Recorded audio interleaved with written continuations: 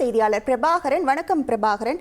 தற்போது 7 பேர் சிக்கியிருப்பதாக தகவல் வெளியாகி இருக்கிறது. அவர்களுடைய நிலை தற்போது என்னவாக இருக்கிறது? தேசிய பேரிடர் மீட்பு குழுவினர் எப்படி இந்த மீட்பு பணியை தொடங்கவிருக்கிறார்கள்? அது குறித்தான முழு விவரங்கள். வணக்கம் கவிதா. திருவண்ணாமலை வஉசி நகர் 9வது தெரு பகுதியில பார்த்தோம்னா ஒரு வீட்டுக்குள்ள 5 குழந்தைகள் உட்பட 7 பேர் சிக்கியிருக்கிறதா நம்மளால பார்க்க முடியுது. அவங்களை மீட்கிறதுக்காக திண்டிவனத்திலிருந்து நேற்று இரவே கிட்டத்தட்ட ஒரு 30 பேர் கொண்ட NDRF குழு இரவே வந்துட்டாங்க. சுமார் 1 மணிக்கு அந்த இடத்துல பாத்தீங்கன்னா ஒரு முன்னோட்டமா அந்த பகுதியில எப்படி இருக்கு, அந்த இட அமைப்பு எப்படி மீட்பு பணிகளை மேற்கொள்ளலாம் அப்படிங்கிற மாதிரி எல்லாம் முதற்கட்டமா NDRF குழு பார்த்தாங்க.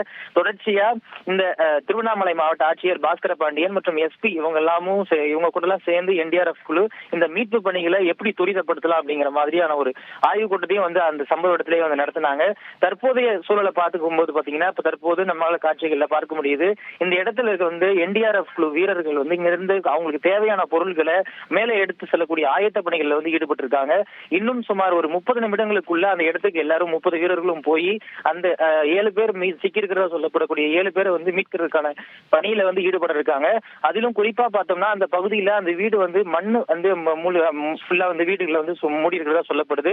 அந்த மண்ணை எப்படி அப்புறப்படுத்தலாம், NDRF குழு வீரர்கள் மட்டும் இந்த மண்ணை அப்புறப்படுத்துறதுக்கு போதுமா, இல்ல இங்க வேற யாரும் இங்க வெளியாட்களை பயன்படுத்தி அந்த மண்ணை அப்புறப்படுத்தலாமா அப்படிங்கிற மாதிரியும் NDRF குழு வீரர்கள் ஆலோசிச்சுட்டு இருக்காங்க.